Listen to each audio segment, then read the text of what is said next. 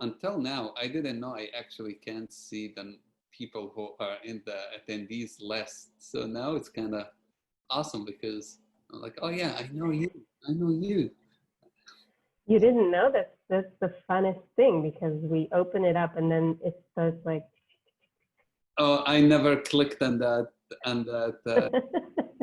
learning new stuff. I'm technological. Exploring, is that what we should do? You should explore. This is what the job of an explorer is finding out things right in front of you. You probably didn't even know that it's a button that you can press.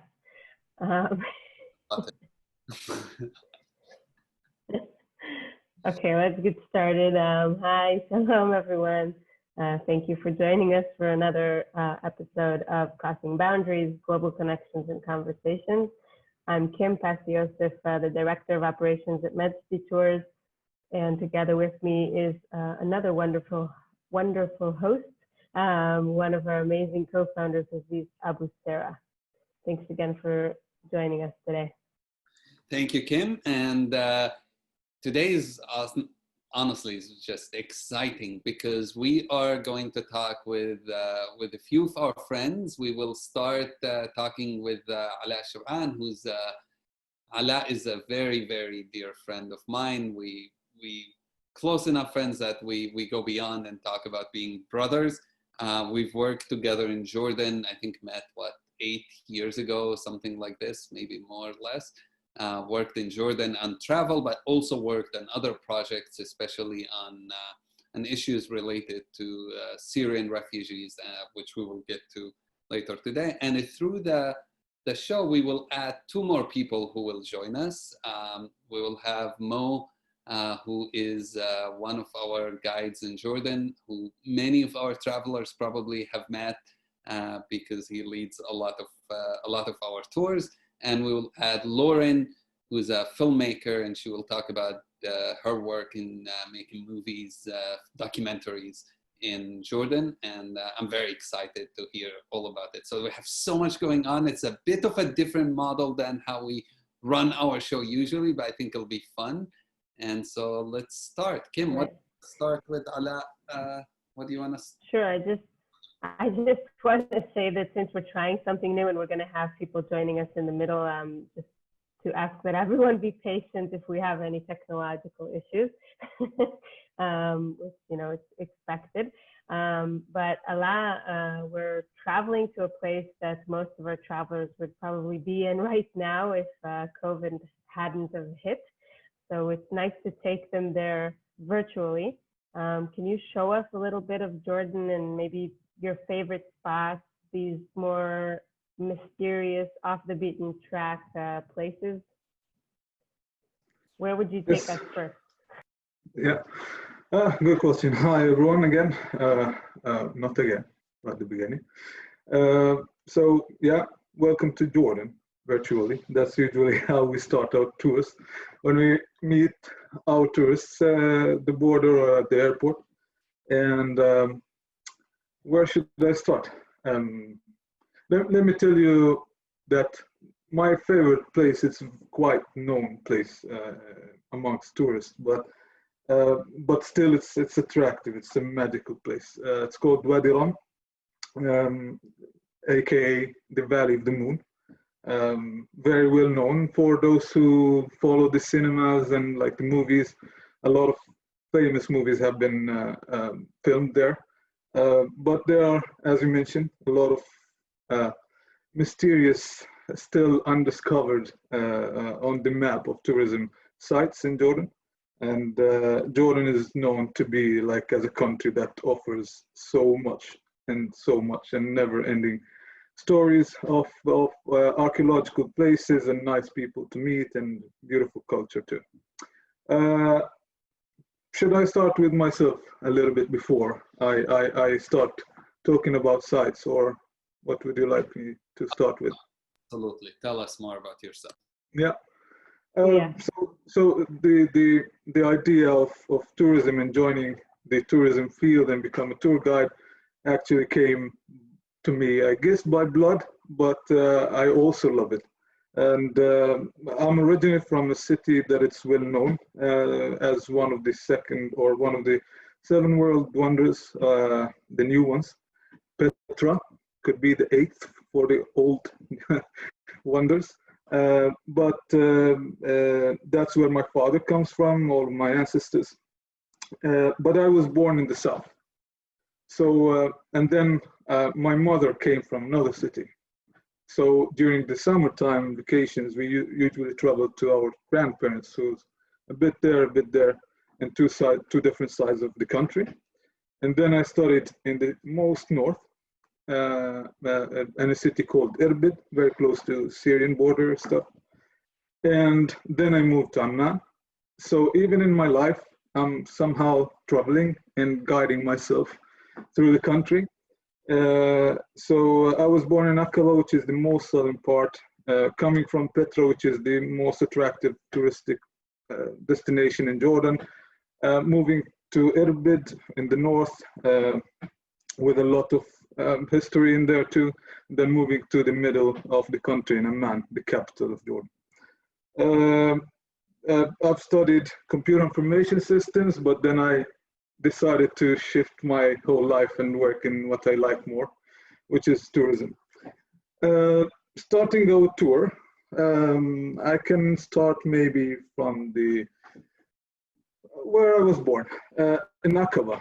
It's by the Red Sea, the only actual sea and not Dead Sea, in Jordan, with only 26 kilometers width of a sea or the shore.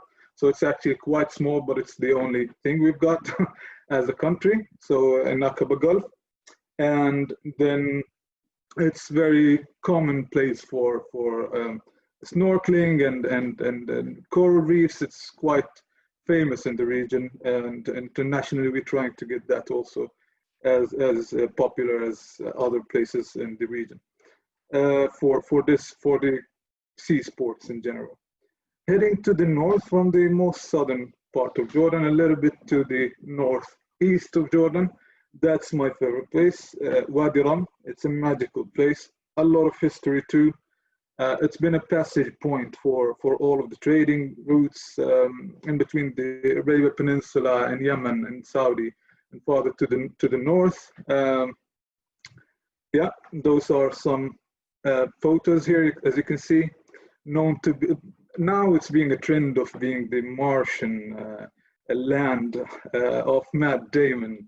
But actually it's more than that movie that was filmed in there, but that made it very popular, especially with the new technology and the new style of camps or tents that look like a dome. But actually it's still, you can find the real Bedouin life in that spot of Jordan, which is the root, or the let me say the authentic part of the Jordanian culture, to be a Bedouin, just free, traveling amongst the deserts with your herds if you have some, playing some flute, and living in a tent, drinking some coffee. Yes, Aziz. Can you tell us a bit about Bedouins? I think different Bedouins in different parts of the Middle East are a little different, and I hear different stories. Can you tell us about Jordanian Bedouins? Yes. At the beginning, I don't know if all the people who are watching know what the meaning of Bedouin word is actually. A Bedouin it describes nomads who keep on traveling, searching for either water or food, whether for them or for their herds, if they have sheep or goats or even camels in Jordan, in the desert. So Bedouins, usually they are people who are traveling, but and not settle in a certain place. In Jordan, at least for nowadays, and let me say since the establishment of the modern Jordan, Bedouins have been traveling only twice a year, more or less, and those they travel based on the weather, summer and the winter time. So approximately in May, they start to move farther to the high points in the country, which is a little bit more of the towards the east, between the east and or close to the western border of Jordan, with the West Bank and Israel. And in the winter time, in let's say in October, they go to the lowlands, or what we call them in Arabic, al-aghwar, or the lowlands, nearby the Dead Sea area. And that's warmer for them. So this is about the Bedouins in general, but their life, their traditions, they have a lot of traditions. If I start now, probably I will not finish, but I can tell, for example, about how they, for example, sites or places, they call them after like an incident that happened to them. So for example, in Wadiron, I just have this example now in my mind. There is a spot, it's almost like a canyon. And that spot, they call it the place where Selma, which is a female name, was stinged by a scorpion. So they call it Meldag Selma in Arabic. And that's funny, but it's still nice. If they see a shape of a mountain that looks like a weird nose, they will say the weird nose like place. So they refer to places based on how they look like, or an incident that happened, a story that was told there, and like the mountain of Khazali, for example, where they say that Ali loved a woman and then he ran. He was captured by her family, which is against the Bedouin. You're muted, Aziz, I guess. That reminds me of, I don't know if Kim, if Jews do that too, but the way my grandmother used to refer to things in the past, she always used to say, he was born when we had the largest snowstorm in our born when we had really heavy rain and there was good crops. That you can't really. 100%. They say she was born in Hanukkah of some year. Yeah. So yeah, that's actually it's part of the let me say the heritage that we get from this culture. This, for example, it's a nice location.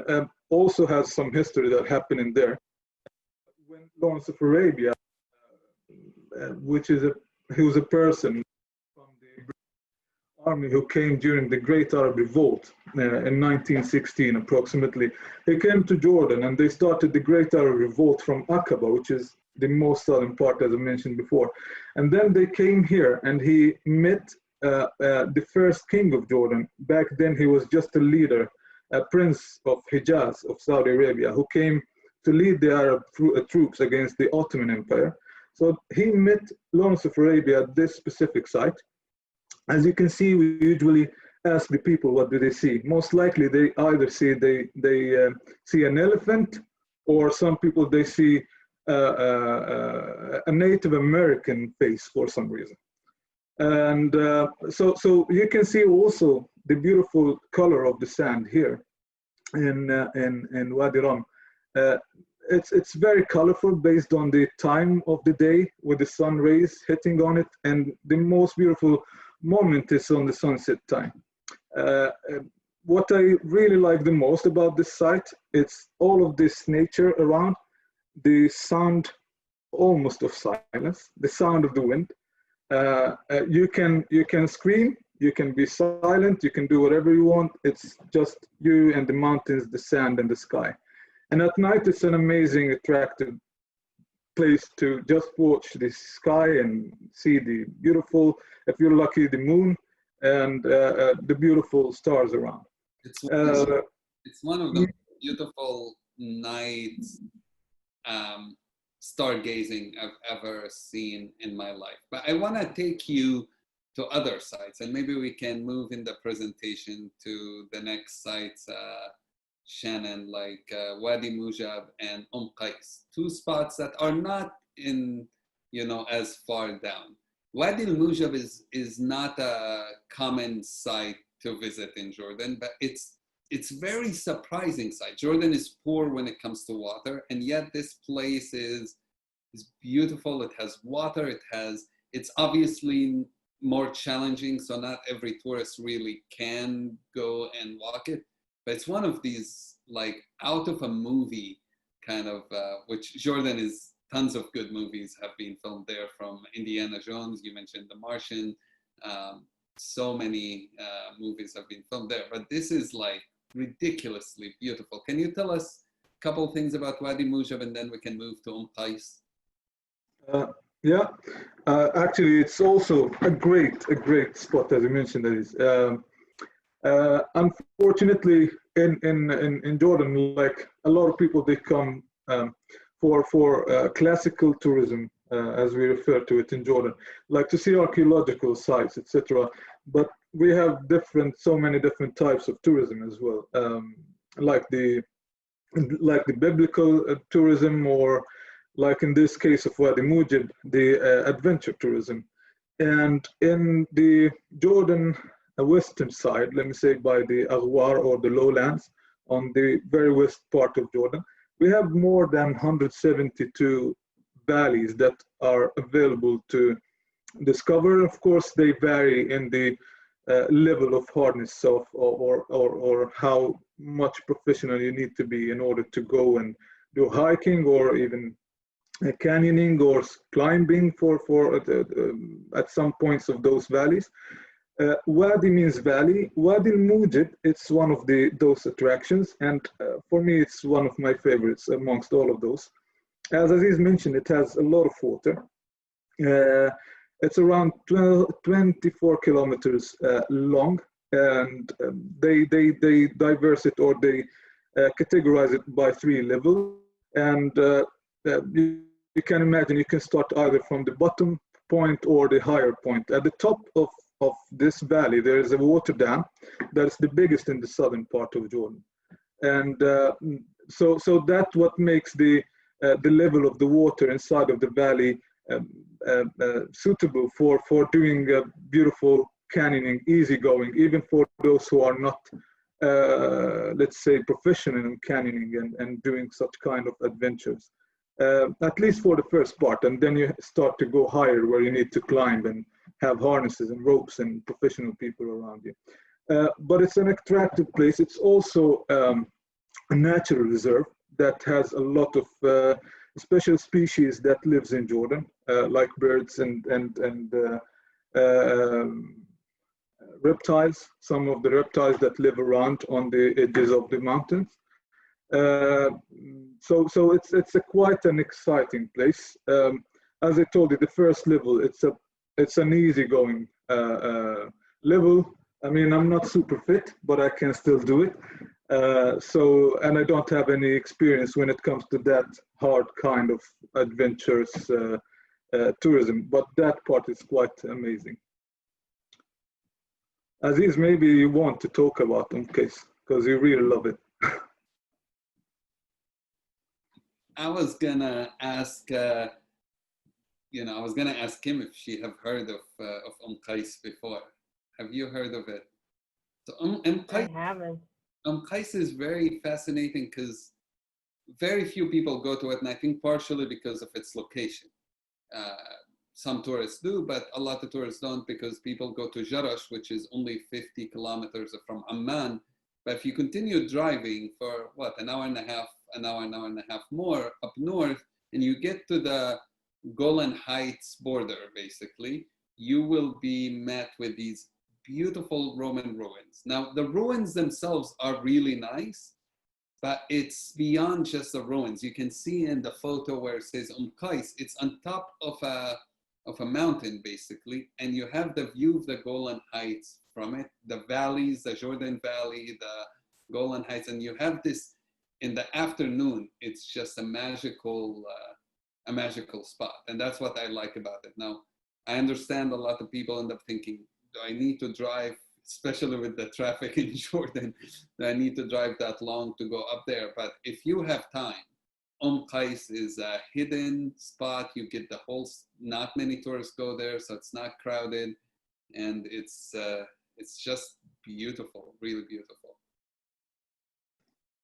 Yeah, I can add also that it's another special thing about it for those who love architecture. It's like the huge amount of basalt stones that they used in there. Plus that in one of the most recent big talks about this site is actually the tunnel that used to connect Jordan with Syria through or almost by the valley that crosses between the Golan Heights and Qais. So that's a tunnel that was made during the Roman time, Unfortunately, it's not open for tourists now. Even most of the tour guides, they haven't gone through it. As you can understand, it crosses borders, so it's a bit of a sensitive case in there. But there is a plans to open a huge part of it, at least within the Jordanian part, so people can go and see how it used to be during the Roman time, and it's still holding until nowadays. Can you also tell us about the picture on the bottom? Looks like, I guess, the new village or town? Yeah, Qais, and also named after the, I would say that the site is named after the village. And that's a small village. It's not, it's one of the huge number of villages in that governorate in Jordan. It's called Irbid, the second biggest governorate in Jordan. But that specific spot, it's mainly one big tribe that lives there, Al-Umari. They live in there. The population doesn't exceed 40,000 or probably even less. When it comes to census, it's a bit hard to just do the census because it's super connected all the way from Qais to Irbid. So they do roughly say 35 to 40,000 people. And most likely the people who live there, they work in agriculture. And of course, in general, like Irbid is known to be an attractive city for universities and education. So a lot of them, they are well educated and they travel to work in the big city of Irbid. So they almost travel let's say 1 hour every day at least to reach to Irbid, 1 to 1.5 hours to reach to Irbid and go to their work and come back to Qais.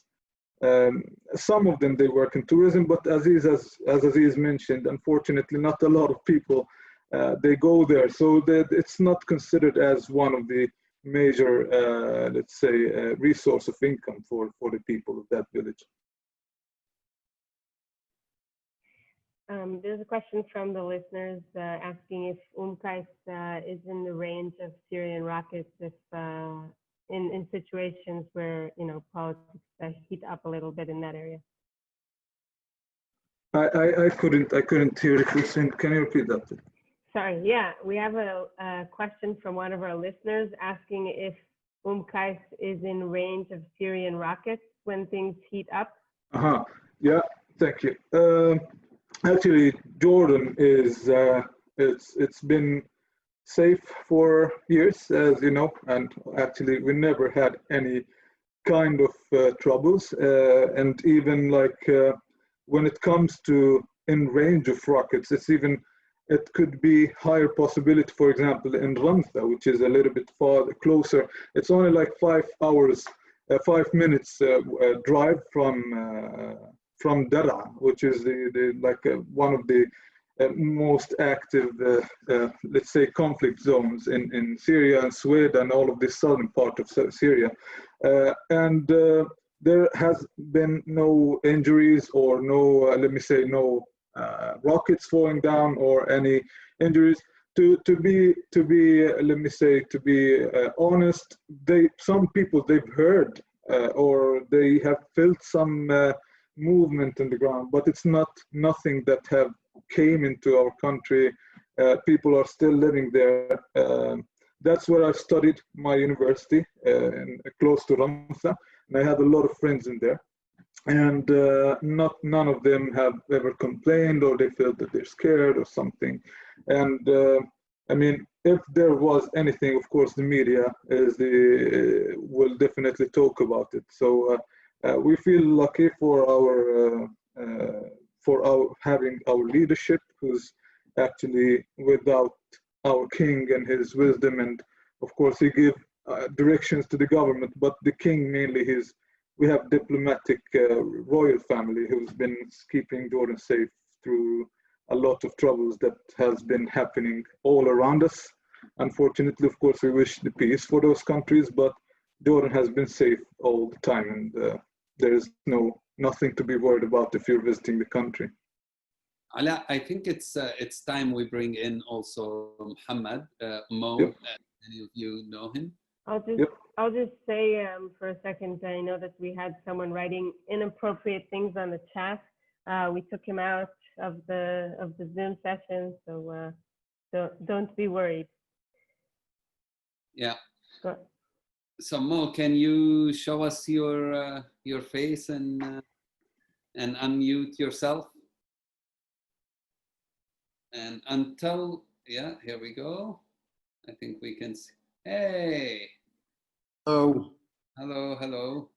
So, Hello. Good evening. So Mo, it's good to see you. And as I mentioned in the beginning, you've led so many of Majdi's tours in Jordan that you you like practically the expert of Majdi in Jordan.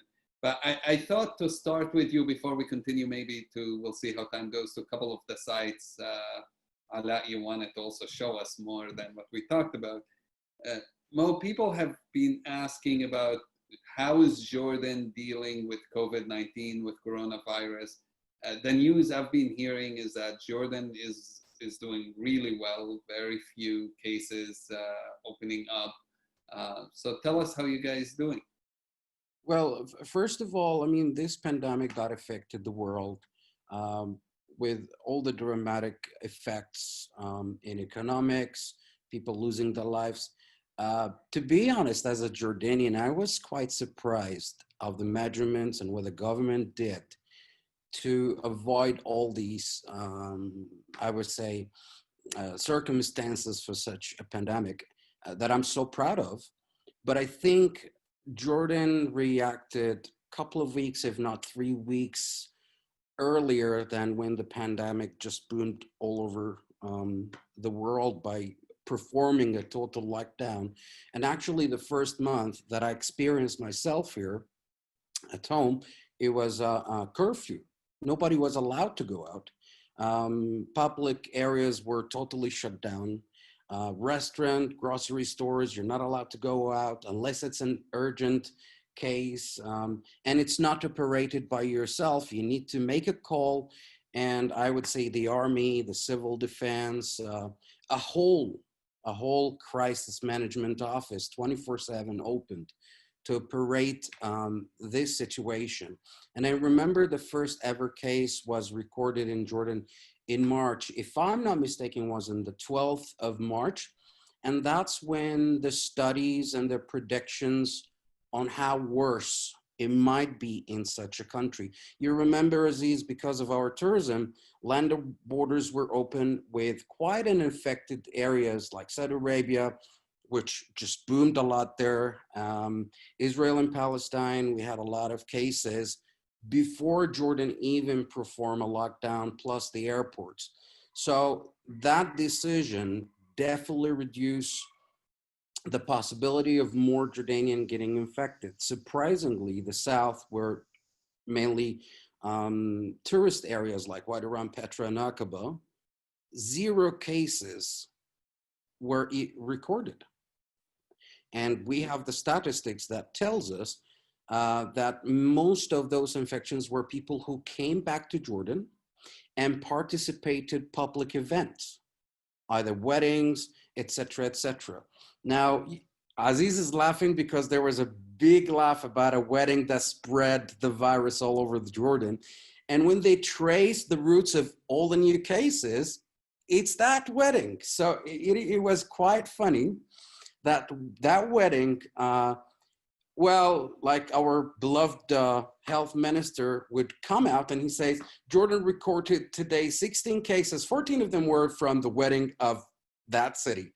So it became like a daily ritual for Jordanians just to sit in front of TV and check what is the result. The worst number, I believe, was around 47. It didn't hit 50 cases in a day, but I remember 6 days in a row, 0 cases were recorded. So that's quite a success. Now, why Jordan did that, I think Jordan is a very poor country, very limited resources. Economy is not at its best shape at the moment. But what if the pandemic affected our people on high levels and high cases? Our healthcare sector will not be able to contain that.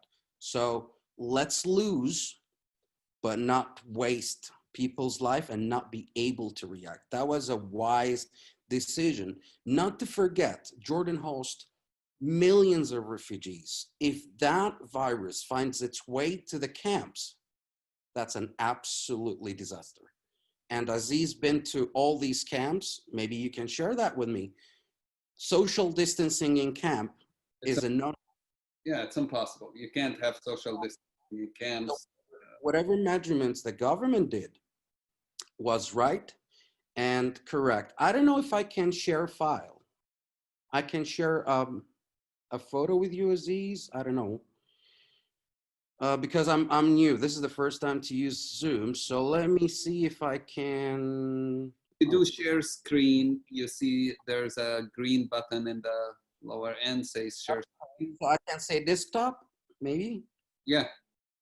Let me try because I never did it before, but if I can send something. If you send me something, I can share it. Okay, so you send me in WhatsApp or whatever, I'll share it. So it's all right. But okay, I'll send it on your messenger. It's just a diagram on how the cases, or maybe I can just say the numbers. There is no need to share the diagram. As it says here, we have 1,169 confirmed cases, 985 recovered cases, and 10 deaths. And most of those cases that died were already suffering health complications in the first place. So the measurements that the government did is good to contain the disease. There were a lot of people who wanted to come back to Jordan. Yes, you're welcome, but you have to go through 14 quarantine day. And Jordan, to react that quickly, they booked a whole bunch of areas like Dead Sea resorts, Amman hotels. They were absolutely converted to become quarantine hospitals, you can call them. And once you're with that quarantine, when are going to take tourists again, you think? Well, I mean, that's a very good question that nobody can give you a clear answer about that. I know for sure there are a lot of keen travelers who just want to go out and explore the world. Jordan is one of those destinations. Palestine, Israel, Egypt, that is really suffering now, not only from the pandemics, but other issues with, Libya and the whole situation. But it depends on facilities, people awareness of how this could be solved out. Let's say that the airport's opened, what the measurements, what if we need to go through testing, I mean, like those PCR accurate testing for anybody comes into the country, it is doable, but it's quite of too much of a cost for people just to travel, the airline industry. There's a lot of questions. Yeah. It's a personal point. Already started doing that. I know I was helping a friend of mine who's planning to travel close by to the States, and some destinations already started to allow people to come in with the condition of being tested within 2 days before they get tested when they arrive again. And I think if we don't have a vaccine soon, this is going to become the norm of travel that we'll have to get used to, because for business, not just for leisure, even just for business, people do need to travel. And I can't imagine us not having travel for so much longer. Aziz, traveling and tourism is one of the most important sectors in Jordan that was severely affected, just like any other place in the world. A month ago, there on the Ministry of Tourism and Archaeology, they set courses, training courses to operate tourism with a pandemic. So restaurants will go through new procedures of hygienes, how to welcome, how to put down 50 to 40% capacity of the restaurants.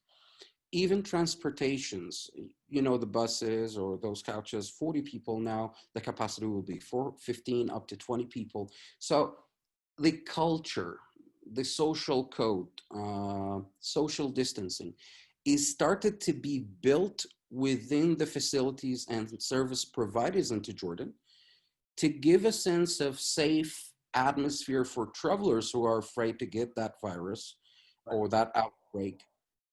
And the other thing, you know, you've showed some beautiful photos from Wadi Rum. It's quite of an interesting place. It's an adventure. I would say easy people can go in, but it needs a certain amount of fitness. Most of our attractions in the Middle East are cultural, archaeological destination for tourism, which mainly would attract senior citizens, people who are like 65 plus years old.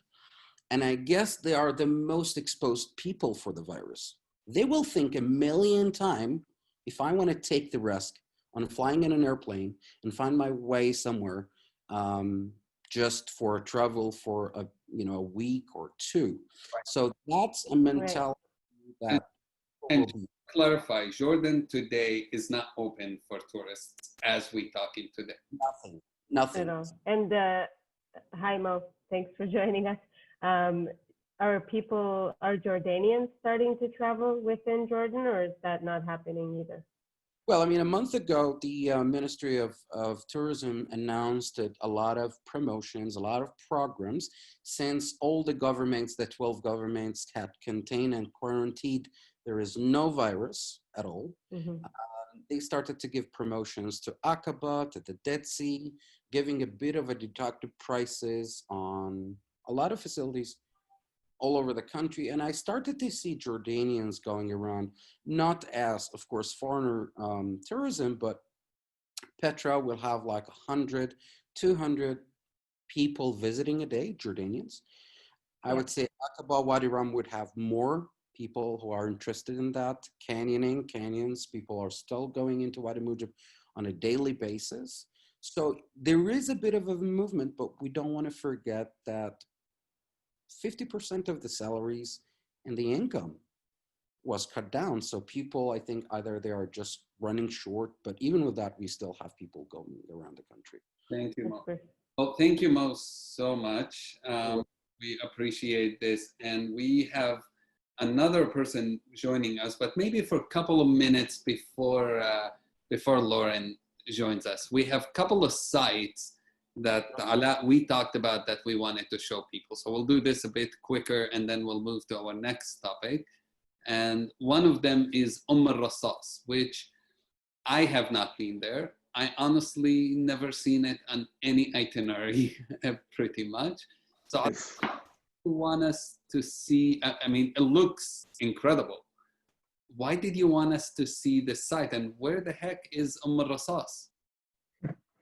Okay, so thank you for giving me the chance to talk about such place. I think, as you mentioned, it's one of the places that it's almost totally forgotten. Unfortunately, not a lot of people they request to visit this site, and it's not listed in our itineraries in the tour operators in Jordan. It's a site that it's very attractive. If we want to talk about the history, it has a lot of history, and most likely it's from the Byzantine time. Beautiful church with great mosaics on the ground that shows a lot of places from the Bible or the biblical stories. The Nile and some like Memphis, some of the cities, 16 cities almost on the mosaics. As you can see in the photo here, some of the nice mosaics also inside of the church. It has also a story about a person or a priest who came from Aleppo, from Syria, lived there during the Byzantine time. He was just worshipping in that place. It's located to the southeast of Madaba. Very close to the very close to the desert or the Kingsway, sorry. And it's quite an interesting place. I would really love if I own the opportunity to change itineraries. I would always take people to this site. It's quite an interesting place. I think it should be more on the maps of tourism. Awesome. So I may add a very quick thing. Jordan has 5 World Heritage Sites by the UNESCO. So we have Rasas, one of them, of course. It was rediscovered in 1986. So in archaeology, it's quite of a recent archaeological dig. We have Petra, of course. We have the Bethany site where Jesus Christ was baptized. And we have Wadiron, which is an Umayyad castle in the very east of Jordan that has beautiful fresco dated back to the 7th, so the 8th century AD, which is, I think, one of the most beautiful 14 last Umayyad palaces that you can see all over the world. And last is Wadiron, which is a mixed World Heritage sites culturally and archaeologically. Thank you. Well, it's time we can add Lauren to join us. And maybe until Lauren is joining us, Shannon, if you do that, you can mention a couple of things about the other site as that's happening. I can mention quickly that it's another archaeological site. It's in between Petra and Wadiron, to the southeast of Petra, and it was on the trading route for the Nabatean people, and that's what made them make a great water basin or reservoir for collecting the water for their camels once they stopped there, and they stop for during their trips in between the Arabian Peninsula and Petra in the trading routes. And also it's the other big reason why it's an important site. Some people, they call it Humayma, some people they call it Al-Abbasiyya, or the old Humayma or Al-Abbasiyya. And Abbasiyya, it refers to the Abbasid time, or the Abbasid dynasty who ruled the Islamic empire after the Umayyad. And the reason is that this is the place most likely where the Abbasid have actually planned their revolution against the Umayyad in Damascus, who ruled the Islamic empire before them in Damascus. So this is quite an interesting site. Archaeologically, it has a lot of the Roman artifacts, especially when it comes to the water system, and then the Nabateans before that, and of course the Islamic time. It has some foundations of a lot of places or buildings. Basically, Jordan is the site where a lot of the meetings for the revolutions over the Middle East happens. Meeting Abbasids to attack the Umayyad dynasty happened in Jordan, and the Arab revolt against the Ottoman Empire happened in Jordan. So we have eyes very, very much focused on Jordan. That's where revolutions that affect the whole region happen. Yeah. Well, Lauren just joined us, and I wanted, Kim and I wanted Lauren to join us because, Lauren, you've been, Ala was your tour guide in Jordan when you first started going to there. So it's kind of an awesome to see the guide and the traveler. But two, you've been working there on a totally different aspect, which is documenting the stories of refugees in Jordan. And I've done a lot of work with refugees in Jordan, with Ala especially, and it is amazing considering a country of a few million residents being able to take over 1 million refugees, not just Syrian refugees, if we then count Iraqi refugees and then Libyan refugees, and then before that Palestinian refugees. You're then talking about over half of the population of Jordan are actually from refugee backgrounds, which is something I'm not aware of many places that are willing to do such a thing, especially being not a rich country. So tell us more about why you decided to go to document these stories, and what kind of work have you done? What have you documented? Sure. Thanks, Aziz. It's always wonderful to be in conversation with you, and really awesome to finally to see Ala. And hi, Ala. I don't know if you remember me, but I reached out to you in 2017, the first time I was going to go to Jordan. And yeah, and Good to see you. yeah, good to see you again too. And you kind of just like made everything okay and made me feel really good about, you know, my trip and stuff. Cause like I was obviously, as usual, an untraditional traveler where I wasn't going to kind of see the sights. I was going there for another purpose. But as I like to sometimes do too much. I'm one of those really annoying, probably tourists that like asks you to make an impossible itinerary. So, but you made it possible for me, which I loved. And so before I went to try and film in Zatari, you helped me get to Petra, and then spent some time in Amman and just helped me feel really safe, which I really appreciated for my first time. My second time being in the Middle East, which was really, really helpful. So I'm a documentary filmmaker. I focus a lot on global health and humanitarian settings. And I really wanted to film a story in Zatari, which is actually now the 4th largest city in Jordan. It's a refugee camp for Syrians. And the story was about the amazing outcomes of the maternal health clinic there, and how they hadn't lost a mother or child despite, you know, all the other countries like my own, which is America, where the maternal mortality rates are quite shocking. And I really wanted to highlight the effort of the Jordanian people to make that possible, the Syrians for trusting them, and kind of this amazing story that can come out of a difficult situation.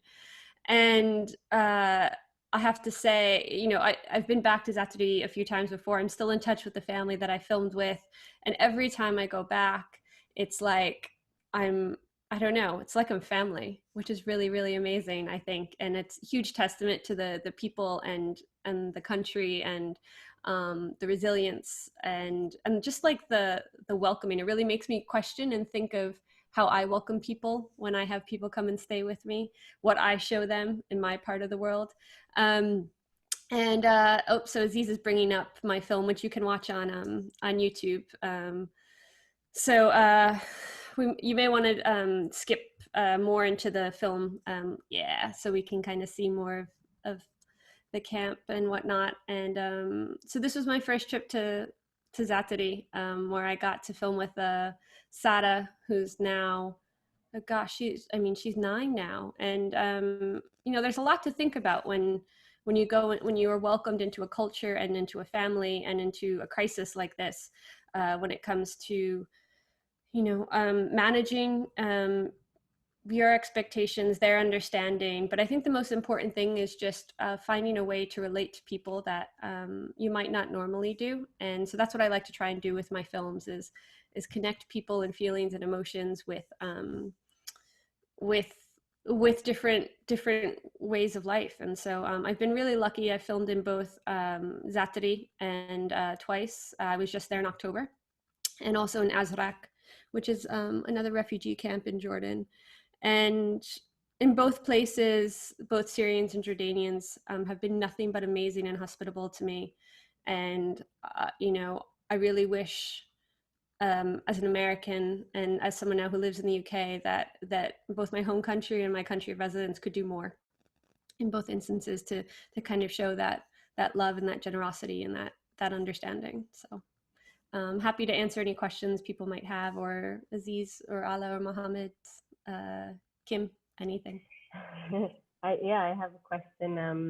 I'm just wondering, as a documentary filmmaker, you arrive at a place, and how do you create this feeling of trust? Because you're documenting their everyday lives. Why do they want to even cooperate with something like this?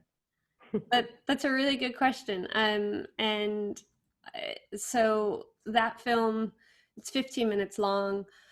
I was in Zatari for 2 days, but I really only filmed the second day. So the first day, I traditionally don't take out my cameras, and I really just get to know the people, listen to them, really want to hear their story, and so kind of develop the trust in that way, which is all genuine and true. I really do want to hear, because I'm at the same time I'm trying to find a way to understand if I can tell their story in a way that other people can relate to. So it works both ways. And I think that it just naturally puts people at ease to know that they're not directly on camera. I don't like being on camera personally. So I can completely empathize in that situation. And so just talking with people at first, and obviously there's a language barrier. I mean, I am studying Arabic now, but back then, you know, I knew shukran and that's about it.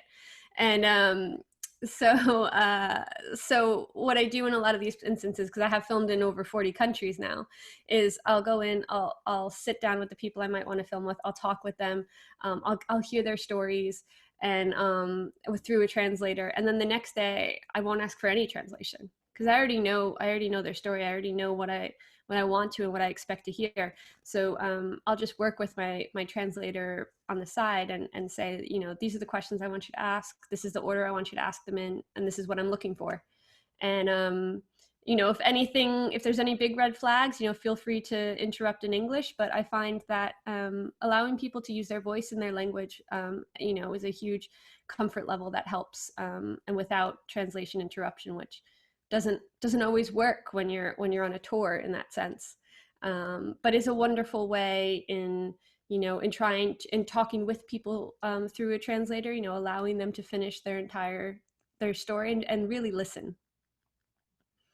Is there what is the main misconception you think about refugees? Like, I know for me, when I work with them, people have often told me how I need to be careful and it's dangerous and all of that, which I'm not saying it's always not true, but at least in my case, having worked with refugees in multiple countries, that was not the case.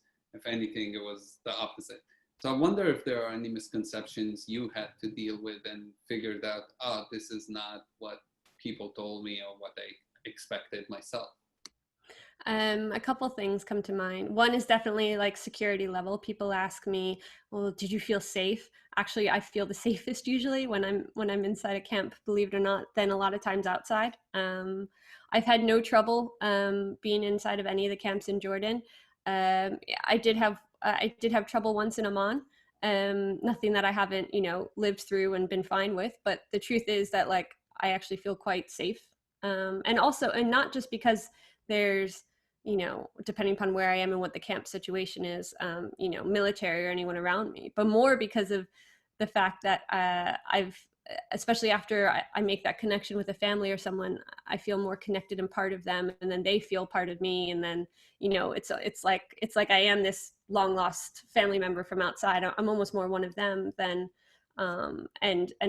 and that's really nice and comfortable. So safety is definitely a misconception, I would say. Secondly is the fact that, you know, they're helpless, which is so not true. They're some of the most resilient people I've ever met. Their stories are absolutely incredible, what they've overcome to get to where they have to go to, and what they're willing to want to do to progress and move forward in their lives. You know, they're in a holding pattern, yes, but they're not, you know, I'll never forget in Azraq going into one of the homes, like a shelter, and they had they made a makeshift air conditioning unit, which was just incredible. You know, like they took cooling water, fan, pipes and stuff. And they're like, once I sat down, they, like, you know, made me sit close to it, and then they turned it on. And it was just fascinating, you know, and it really did cool me down, which was amazing.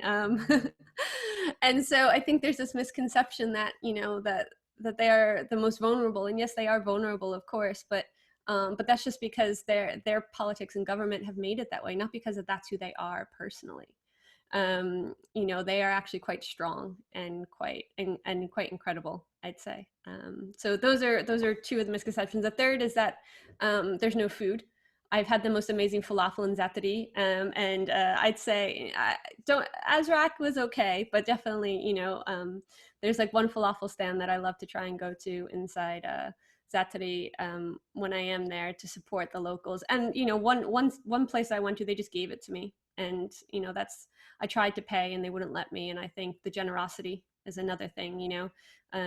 When I've gone into homes, they've run out to go get candy or sweets and stuff. And and whether I like it or not, I try and eat it because, you know, it's the biggest thing that they can offer and give. And I try my best to show how much I appreciate it, because then that's the most I can give. So, I mean, it sounds like you need to be almost as open-minded as you want them to be when you're meeting them. Aziz, I know that you have a story actually about working with refugees. If you can maybe share with us a bit of your story.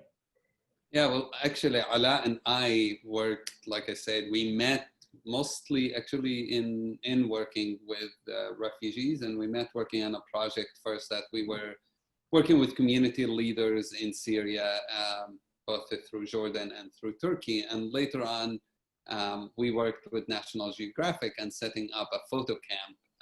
And Ala was my partner in that. So was Nusha Kabawat, who's a good friend of ours. And the real reason was to be able to tell the story just as Lauren does it, through the eyes of people there. This is Zatari as well. And this kid is the reason I wanted to do this project, because he wanted to, he was coming from the back and just not happy at all. And then he picked up the thing in his hand, which was literally a piece of trash, and was just so excited. And I felt like, oh, I want to tell the story of this kid and what does it mean to be a refugee. And then I realized that's not the right way to do it, because I was not really telling his story. I was telling my story. And I was really projecting what I wanted to project, which is, you know, 10 million Syrians have lost their home and are now, wait a second, Shannon, you've gone too far.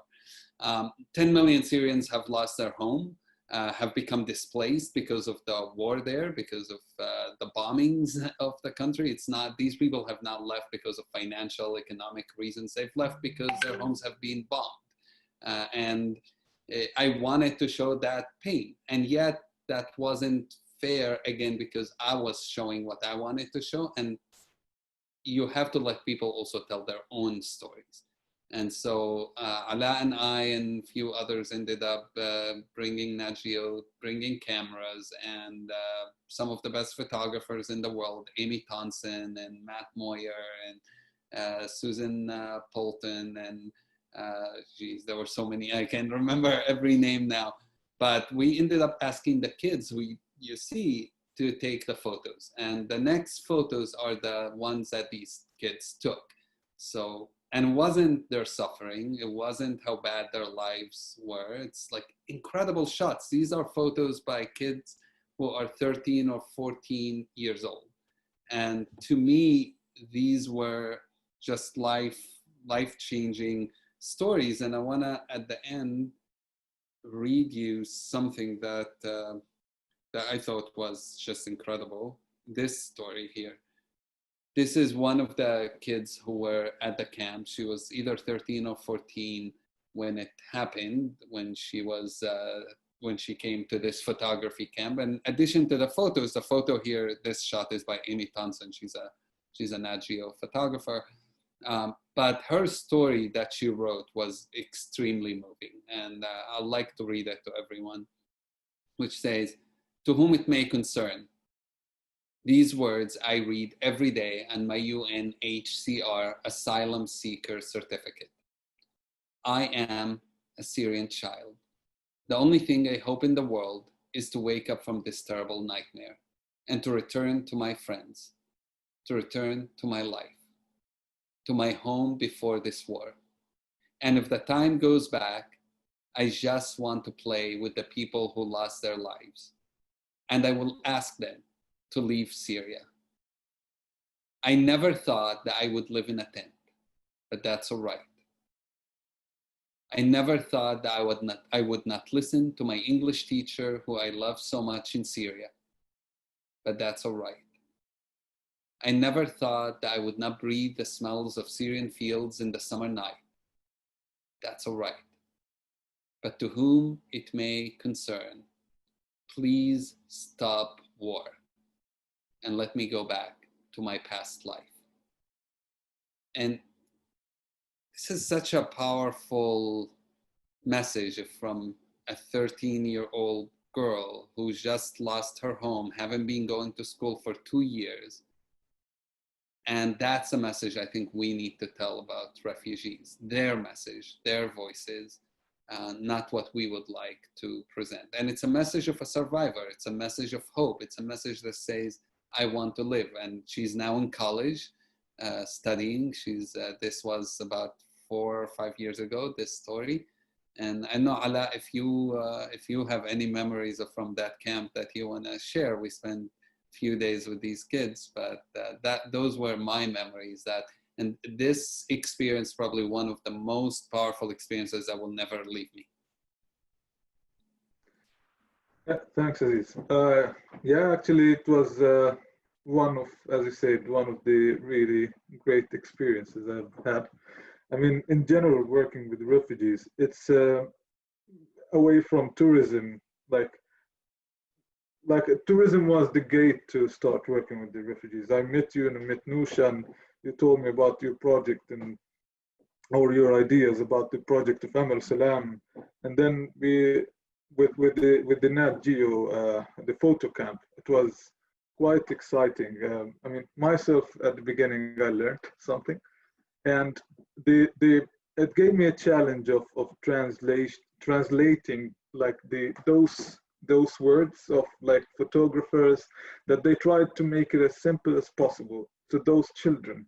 And I remember this on the fly photos, and it took me around like 20 minutes of explaining what does it mean to the kids, and I started to fly like a fly, and like it was a great experience. But when it comes to like moments we spent to the kids, Aziz had you have joined us like quite a few times in Amal Salam projects with the photography session, and so I was also close to those kids. I knew some of them.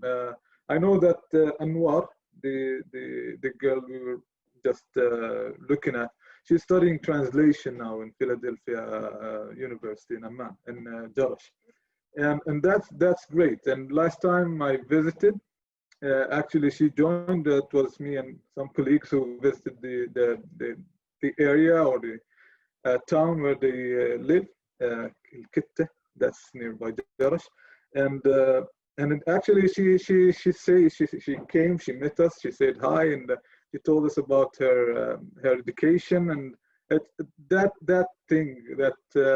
that bond that you get between you and the refugees, and most likely the kids, the refugees that we worked with. I always say that the best experience that happened to me is making a kid smile in a way after like they're almost lost hope. Make them smile and look at you in the eyes and tell you, will you come tomorrow? Then, you know, like it's so self-rewarding for me, and also it makes me feel like, yes, I did leave an impact. I made them smile. I for their sake in the first place, and then I feel like, yeah, I've done something. I feel really great towards myself, and also that I could do something for those people. Maybe like it was hard to think of like, yeah, maybe I should go and help bringing peace to Syria, but that's kind of hard for me to go through the borders, do that. But I can help what the people who just fled into our country, and so that was very. I mean, in general, working with the refugees, it was quite an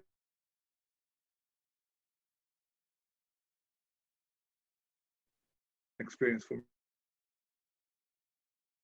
I think we That left an impact. So a little bit. I know we are a little over time. We will finish next. We'll finish in the next couple of minutes. But thank you all for joining us, Lauren, Mo, Ala. It's always great to have friends join us, and to me, this didn't feel like a show. It felt just hanging out with friends and just bringing everyone together to talk and to introduce everyone to our friends at Majdi. It's always a great thing to do. So, Kim, what do you want to move to next? I wanted to see if anyone has questions for one of the three, but at the same time, we could just talk about about next week a little bit, about the photo contest, and see if anyone raises a question that we can go back to one of our speakers. All right, that sounds good. Can we, until people write a question, maybe show the photo winner? So we have Melanie, who sent us the photo from Petra. It's a nice, it's a beautiful shot. Beautiful. And so you, and we had a runner-up, Marcus, also from Jordan, and this is repelling, I think. If I'm right, somebody up there is jumping off. Yeah, looks like it. A beautiful wadi. This is near the Dead Sea. So thank you as well for sending your photo, and for Melanie will be receiving your book, which I think now is also a time to say that I saw that actually you were listed on Amazon's hot new releases, and you even made it to first place on 2 different categories. It's amazing, and it wasn't even officially published yet. So whoever's getting this book, I think should be very, very happy. I know I'm still waiting for international mail to get me a copy. Yeah, and next week, that's what we will be talking about. So book launch is next week. We will have 2 events. One is this live stream. We will use it for the book launch, and Friday as well, we'll do another event for a book launch, and we'll be emailing everyone the details about that. Please join me. Please spread the word about the book, and I look forward to you reading it and sending me your feedback, questions, comments, any of that. And let's see, do we have any questions? I can just recommend about next week. I know that Aziz's book is filled with stories, and that's something that we've been talking about for almost on every show, about how stories change everything. I mean, Lauren was talking about the stories that she's picking up on film, and Alaa was talking about different stories that he has in different places. And I'm sure that Mo is sitting at home and thinking about the stories he's telling our travelers. And I just think that it's the best way to learn and to connect. So inviting everyone to join us again next week. All right. We have a question for Mo from the Facebook, and then we'll finish, which has to do with travelers to Israel. Kim, you want to read it? Sure. Someone is asking about the rule that Israelis need to travel with a guide in Jordan. How can we encourage Jordanians to visit Israel and Israelis to visit Jordan if they have this, this rule? Well, I mean, after 1994, which is signing the peace contract, there were more relaxed way of having like exchange visits in between Jordanians and Israelis, and the other way around. I think after the Intifada in 2000, there were more strict regulations on Jordanians obtaining an Israeli visa if you are not a holder of Palestinian or green cards to go into the West Bank. I personally visited Israel, and it took me 14, if I'm not mistaken, 18 days to grant it a visa.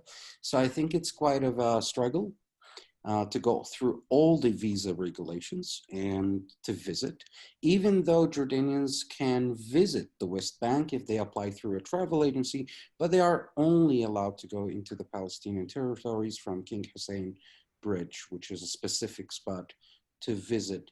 I wish that we can get to the stage where we can have that flexibility to Jordanians who can show up at the borders with their own passport and grant a visa, just like the Israelis once they come here. There are a bit of rules. Yes, Israelis should be escorted with not only a tour guides, but also with a tourist police. If certain groups going into different tours like canyoning, finger crossed, why not? It would be great for people to understand that idea, but who knows Yeah. when that will happen. Yeah. Okay. We're hoping. Lauren is having people asking on Facebook, how do they find you and your work? Sure. So I think I'm the only Lauren Anders Brown in the world, and I did that on purpose because there's a lot of Brown is a very popular last name. So you can find me on Facebook, add me, and then my companies Collaborate Ideas and Images. So you can find that on Facebook. You can go to the website collaborateideasimages.com. Look me up on YouTube, Twitter, whatever. Find me in any good coffee shop, really, especially in Jordan. I miss the cardamom coffee definitely from Jordan. That's something that always instantly makes me feel like I'm there whenever I visit. Awesome. Well, I look forward to see everybody next week. And next week, Kim, you are taking a week off. So Yuval Ben Ami will be joining me. Some of you who are still here know Yuval. He's one of our tour guides as well in our Holy Land trips, and he is one of my dear friends as well. So he will be joining me next week to talk about some of the stories of our travels and work together, and mainly he will be asking me questions related to the book. And if you have any questions for me next week regarding the book or regarding anything else, this is the time to do it. I just wanted to say, I know I'm a panelist on here, but I just wanted to say, I travel a lot, and one of my favorite things to do actually is to read a book from the place that I'm going to before I get there, because it just gives you so much more, a different way to connect and understand and stuff. So I know we can't travel right now.